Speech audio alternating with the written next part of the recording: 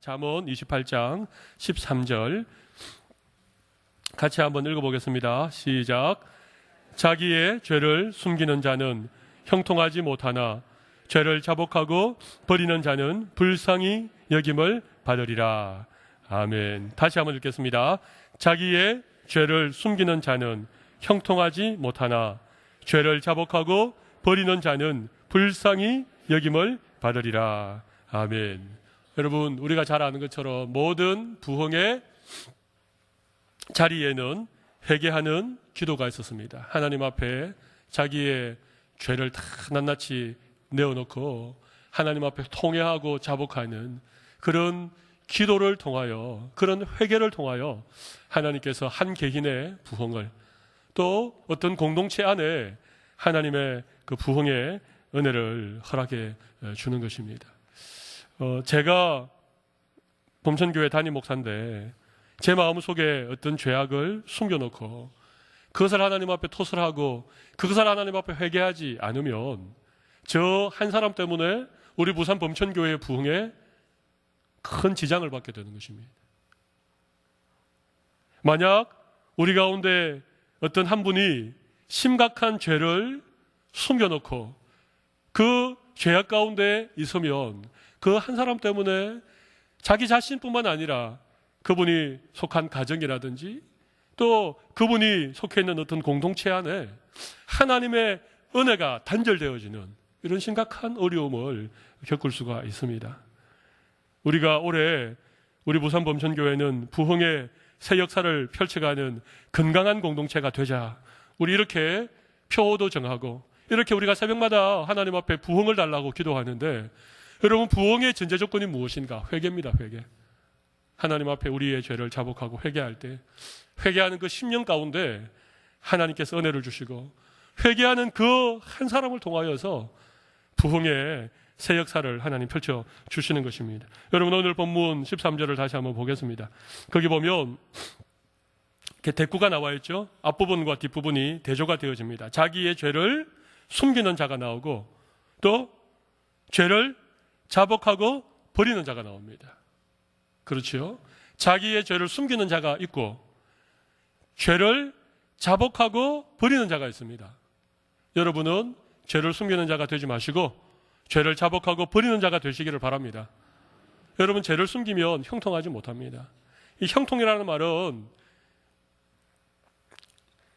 형통하지 못한다는 말은 우리의 인생의 길이 막힌다는 것입니다. 형통하지 못하다 이 말은 무슨 말입니까? 다 막힌다는 말입니다. 여기도 막히고 저기도 막히고 기도의 문도 막히고 찬양의 문도 막히고 가족 간의 관계도 자꾸만 어려워지는, 형통이라는 말은 뭡니까? 막힌 것이 뚫리는 것입니다. 여기 형통은 원어적으로 보면 번성한다 그런 의미가 있습니다. 번성한다, 번창한다. 올해 사업이 번창하시기를 바랍니다. 이렇게 덕담을 주고받지 않습니까? 그러니까 죄를 숨겨놓으면 절대로 번창할 수 없습니다. 일이 잘 되지 않습니다. 죄를 숨기면 개인적으로도 이 하나님과의 관계가 막혀지게 됩니다. 이사야 59장 1절 2절 우리가 참 잘 아는 말씀이죠. 여호와의 손이 짧아서 구원하지 못하심도 아니요 귀가 둔하여 듣지 못하심도 아니라 우리의 죄악이 하나님과 우리 사이를 가로막았다. 우리가 죄를 숨겨놓고 있으면 제일 먼저 막히는 문이 무엇인가 하면 기도의 문이 막힙니다. 여러분, 그런 거 느끼시죠? 이 마음에 어떤 죄악이 있는데 그 죄를 가지고 기도를 해보십시오. 기도가 되겠습니까? 안 되겠습니까? 안 됩니다. 우리 성경을 한번 찾아봅시다. 시편 32편 3절 4절 말씀 한번 찾아보겠습니다. 시편 32편 3절 4절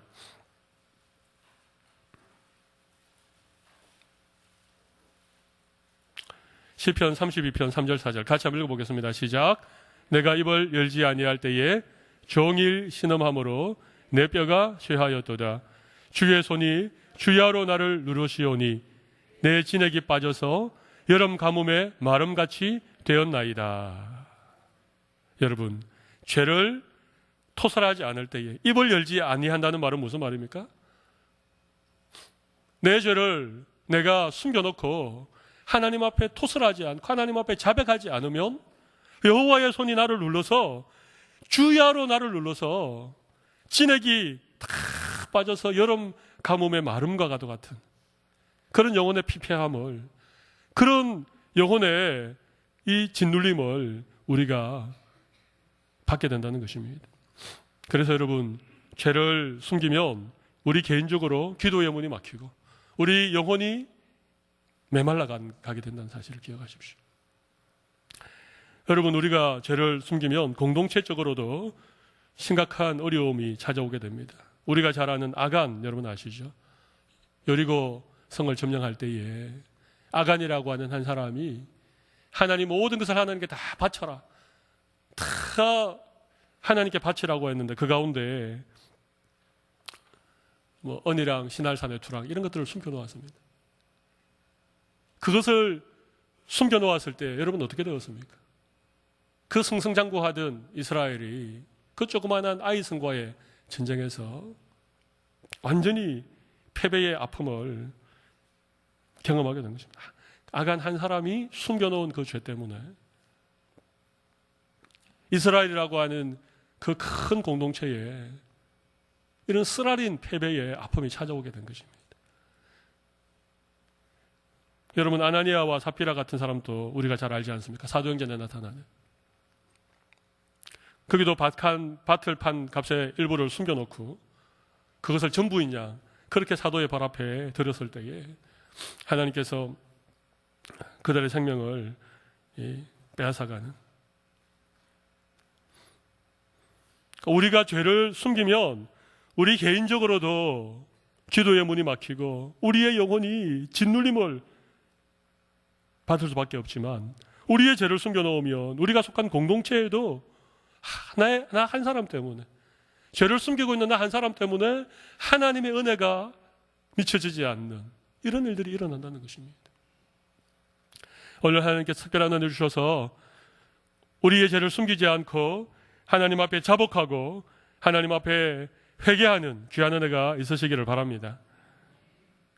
그렇게 되시기를 바랍니다. 예. 여러분, 여기 보면 자기의 죄죠. 자기의 죄. 자기의 죄. 그러니까 자기 죄는 누가 제일 잘 알겠습니까? 자기가 제일 잘 압니다. 예. 뭐 남들이 당신 죄인이니 뭐니 이렇게 얘기할 필요가 없습니다. 그 자기 죄니까. 예. 자기 죄는 자기가 알 수 있습니다. 그래서 자기 죄를 하나님 앞에 숨기지 말고 하나님 앞에 자복할 수 있는 귀한 새벽이 되기를 바랍니다. 여러분, 우리가 불식간에 우리가 죄를 지을 수도 있습니다. 또 우리가 잘 알지 못하는 그런 죄를 내가 의도하지 않았는데 죄를 지을 수도 혹 있습니다. 그래서 여러분 꼭 기도하실 때에 하나님 앞에 내가 알고 지은 죄뿐만 아니라 내가 모르고 지은 죄, 내가 불식간에 전혀 나의 의도와 상관없이 지은 죄, 내가 무심코 던졌던 말 한마디 때문에 상처를 입었다든지 나의 어떤 행동 때문에 어떤 다른 사람에게 큰 어떤 손해가 끼쳐졌다든지 그런 게 있을 수 있거든요. 그런 것까지도 우리 하나님 앞에 오늘 아침에 내려놓고 우리 회개하는 귀한 은혜를 주시기를 바랍니다. 우리 자기의 죄를 숨기는 자는 형통하지 못하지만 그 다음 하반절 한번 보십시오. 죄를 자복하고 버리는 자는 불쌍히 여김을 받으리라. 여러분, 여기 죄를 자복한다는 말 나오죠. 이 자복은 자백한다는 말입니다. 자백은 무슨 말입니까? 예, 내 스스로 죄를 하나님 앞에 고하는 것이죠. 예, 그게 자복이고 그게 자백입니다. 예. 오늘 하나님 앞에 자신의 죄를 통해 자복하는 그런 귀한 은혜가 있으시기를 바랍니다. 그 다음에 여기 버리다라고 하는 것은 끊어버리는 걸 말합니다. 이 던져버리는 걸 말합니다. 여러분, 우리 쓰레기를 손에 쥐고 있지 않지 않습니까? 쓰레기는 쓰레기통에 던져버리죠. 이게 버리는 것입니다.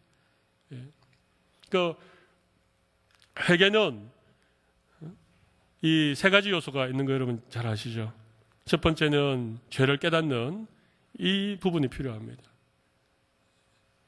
죄인지 아닌지를 깨달아야 된다는 것입니다. 이게 회개의 첫 번째 요소입니다. 깨닫는 요소.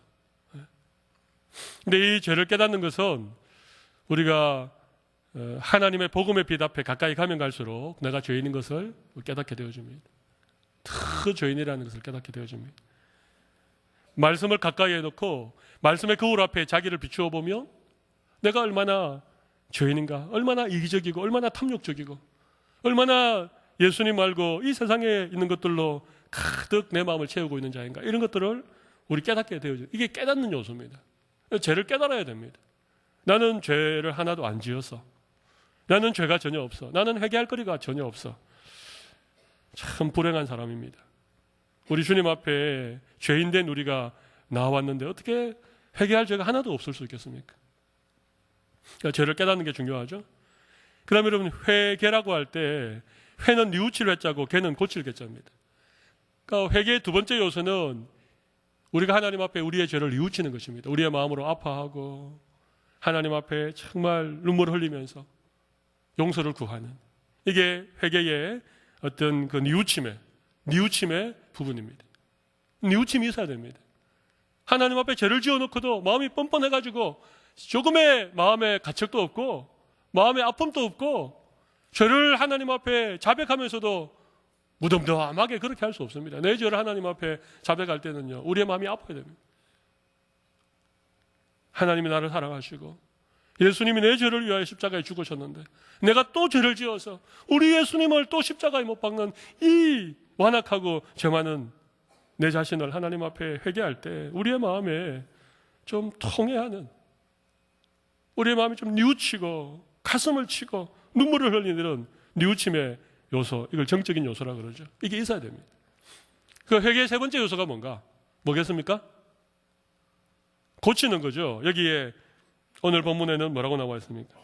죄를 버리는 자. 자기의 죄를 완전히 던져버리는 것입니다. 여러분, 쓰레기를 던져버렸다가 그게 아깝다고 다시 손으로 짚는 사람이 있습니까? 그 더러운 죄가 버리기가 너무 아까워서 그걸 애지중지 그냥 그 죄를 버리지 못하고 그냥 계속 가지고 있는 사람이 있습니까? 안 됩니다. 죄는 던져버려야 되는 것입니다. 쓰레기통에 처박아야 되는 것입니다. 과격한 표현을 써서 죄송합니다. 죄는 그냥 쓰레기통에 처박아 넣어야 돼요. 던져버려야 되는 것입니다. 죄가 뭐가 좋다고 그 죄를 계속 내가 가지고 그럴 수 없는 것입니다. 그래서 회개의 세 번째 요소는 우리의 의지적인 요소입니다. 죄를 던져버리는, 그 죄를 완전히 고치고 그 죄에서 180도 유턴 돌아서는 이런 의지적인 결단이 꼭 필요하다는 것입니다. 죄를 깨닫는 지적인 요소, 죄를 뉘우치는 어떤 감정적인 요소, 그리고 죄를 던져버리는 이런 의지적인 요소, 이 세 가지가 회개의 3대 요소입니다. 오늘 이 새벽에 여러분이 회개할 때 의지적인 결단까지 하나님께서 우리에게 은혜 주시기를 바랍니다. 여러분을 오랫동안 발목 잡고 자주 넘어지게 만들었던 그 죄에서부터 오늘 아침에 완전히 돌아서는, 여러분의 그 죄를 던져버리고 여러분이 그 죄에서부터 자유하는 그런 귀한 은혜를 하나님 우리 모두에게 주시기를 바랍니다. 우리 기도할 때 성령께서 우리의 마음에 감동하시고 우리의 죄를 생각나게 하시고 그 죄를 아파하게 하는 그런 은혜 주셔서 오늘 여러분의 혹 하나님 앞에 아직 해결되지 않았던, 하나님 앞에 용서받지 못했던, 하나님 앞에 자주 회개하고 기도했지만 여전히 여러분 가운데 남아서 여러분을 괴롭히고 자주 덫을 놓고 넘어지게 만들었던 그런 모든 죄로부터 온전히 자유하는 그런 귀한 사죄의 은총 하나님 우리에게 주시기를 바랍니다. 여러분 보십시오. 죄를 자복하고 버리는 자를 하나님께서 어떻게 하신다고요? 어떻게 하신다고요? 하나님께서 불쌍히 여기신다는 것입니다. 여러분, 불쌍히 여기는 게 뭡니까? 이걸 다른 말로 긍휼이라고 합니다. 긍휼. 불쌍히 여긴다는 말은 하나님의 긍휼입니다. 긍휼. 하나님 우리를 긍휼히 여겨주신다는 말입니다. 우리를 불쌍히 여겨주신다는 말입니다.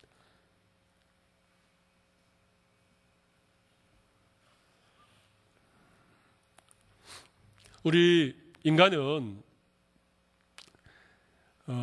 이 불쌍히 여기는 마음에 한계가 있습니다. 아무리 부모라도 자기 자식에 대해서는 이 부모된 마음이 있지 않습니까? 그런 게 있습니다. 이 세상 모든 사람들이 내 자식을 향하여서 손가락질하고 비난해도 부모는 끝까지 자식 편입니다. 그게 부모입니다. 여러분 그렇지 않습니까? 자식이 잘못한다고 자식을 호적에서 파버리는 뭐 간혹 그런 사람도 있습니다만은 그런 부모가 세상에 어디 있습니까? 근데 여러분 아무리 그런 부모라도 자식이 계속 속썩이고 계속 부모 힘들게 하고 사고치고 그러면 부모의 마음에도 이 자식이 미워지고 이 자식이 그냥 막 생각만 해도 그냥 막 몸서리가 쳐지고 혹 막 전화가 따라랑 걸리면 아이고, 오늘은 또 이 자식이 또 뭘 또 얘기하려고 전화를 하나 그런 마음이 들 때가 있죠. 부모에게는 그런 마음이 있을 수 있습니다. 인간이기 때문에 그렇습니다. 아무리 자식이라도 그 자식을 용납하고 그 자식을 긍휼히 여기고 그 자식을 사랑하는 데는 한계가 있는 것입니다. 인간이기 때문에 부모라도. 그런데 여러분 하나님은 긍휼이 풍성하신 분이십니다. 하나님의 사랑은 한이 없으십니다. 잘 안 믿으시는 그런 표정으로 앉아 계십니다만은 여러분 하나님은 우리가 10번이면 10번 100번이면 100번 1000번이면 1000번 10,000번이면 10,000번 우리가 똑같은 실수를 하고 똑같은 죄를 짓고 얼굴에 칠판을 깐 것처럼 뻔뻔하게 하나님 앞에 내 죄를 자백해도 우리가 진정으로 우리의 죄를 하나님 앞에 잡아가는 순간 우리를 불쌍히 여겨주실 줄로 믿습니다. 이게 하나님이십니다. 이게 하나님이십니다. 이분이 우리를 사랑하셔서 독생자를 내어주신 하나님의 긍휼입니다. 여러분 긍휼이라고 하는 말이 그런 말입니다. 우리를 불쌍히 여긴다는 말이 그런 말입니다. 그래서 여러분 마음에 내가 참 하나님 보기에는 못 뻔하지. 내가 맨날 똑같은 죄를 짓고 뻔뻔스럽게 내가 어떻게 하나님 앞에 이거 용서해달라고 얘기할 수 있나? 그게 인간적인 생각입니다. 그게 믿음이 없는 그게 불신적인 생각입니다. 하나님 그렇지 않습니다. 하나님은 언제나 우리를 불쌍히 여겨 주십니다. 하나님의 긍휼하심이 아니면 하나님이 저를 비롯한 여기 계신 모든 분들을 긍휼히 여겨 주시는 하나님이 우리를 불쌍히 여겨 주시지 않았다면 여러분 이 자리에 앉아 있을 수 있는 사람이 있겠습니까? 없겠습니까? 없습니다. 없습니다. 절대 없습니다. 제가 제 자신을 생각해 봐도 하나님이 저를 불쌍히 여겨주지 않으면 제가 이 자리에서 회개에 대해서 어떻게 제가 얘기하겠습니까?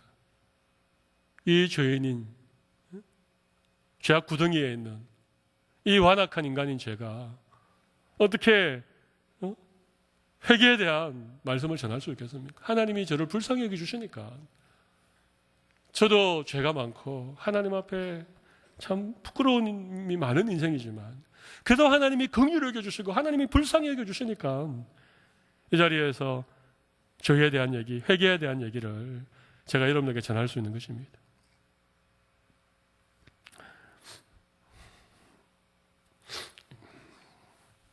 여러분 우리가 잘 아는 그 평양 대부흥 1907년도 평양 대부흥 그런데 1907년에 평양 대부흥 운동이 일어나기 4년 전에 1903년에 원산이라고 하는 곳에서 먼저 부흥의 불길이 타오르기 시작했습니다.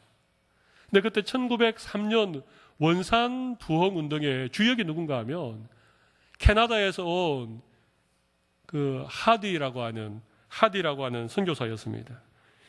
이분은 1890년 감리교 의료 선교사로 한국에 파송을 받은 사람입니다. 본명은 로버트 알렉산더 하디입니다.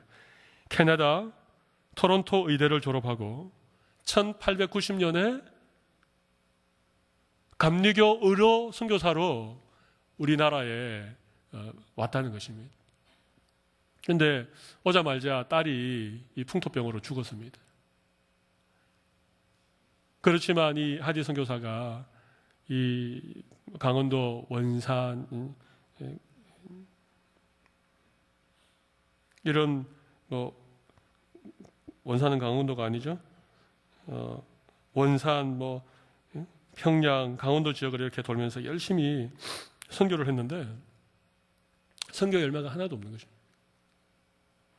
10여 년 동안을 1890년도에 의료 선교사로 한국에 와서 1903년이 되었으니까 한 13년 정도, 3, 4년 정도를 여러 지역을 돌면서 선교도 하고 딸이 죽는 와중에서도 그렇게 복음을 전했는데 열매가 하나도 없는 것입니다.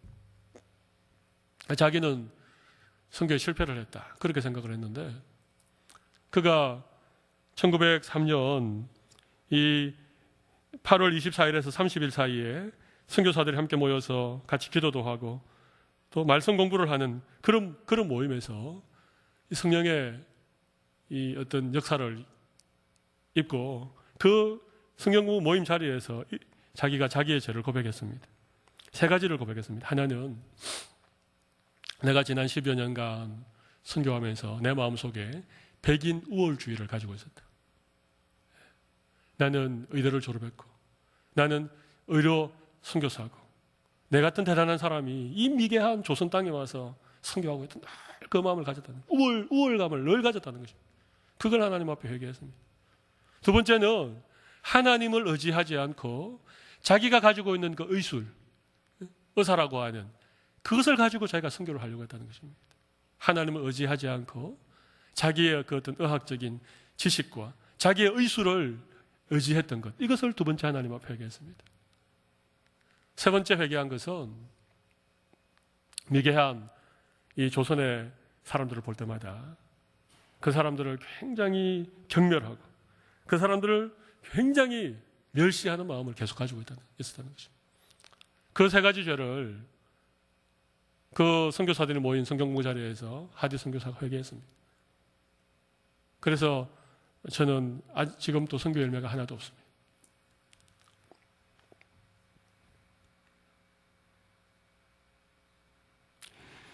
이런 하디 선교사의 진심 어린 그 회개가 도화선이 되어서 거기에 모였던 선교사들이 하나님 앞에 함께 자기의 죄를 자복하고 자기들이 가지고 있는 그 어떤 우월의식 이런 것들을 하나님 앞에 회개하는 이것이 계속해서 원산에서 평양으로 또 다른 여러 지역으로 이렇게 확산이 되어진 것입니다. 그로부터 4년 뒤 1907년 1월 14일 평양 장대현 교회에서 신년 부흥 사경회가 열렸는데 그 장대현 교회 장로였던 길선주 장로님, 이 길선주 장로님이 1,500명이 모인 회중 앞에서 자기의 죄를 자백했습니다. 1년 전에 친구가 죽었는데 그 친구의 아내가 이 계산이 전혀 안 되니까 자기에게 유산을 관리하라고 그렇게 맡겼는데 그 가운데 100불을 내가 숨겼다. 하나님 앞에 그 죄를 회개하고 이게 회개의 본물이 되어서 그날 밤새도록 20명 이상 되는 사람들이 이 공식적인 자리에 나와서 자기의 죄를 토로하고 하나님 앞에 통해 자복할 때 하나님이 이 세계 교회 역사 가운데 크게 기록이 될 만한 평양 대부흥 운동을 일으켜 주신 것입니다. 저는 목사인 제가 하나님 앞에 통해 자복하고 하나님 앞에 저의 모든 악한 것들, 모든 마음속에 있는 미움과 마음속에 있는 모든 죄악을 주님 앞에 회개해야 된다고 생각합니다.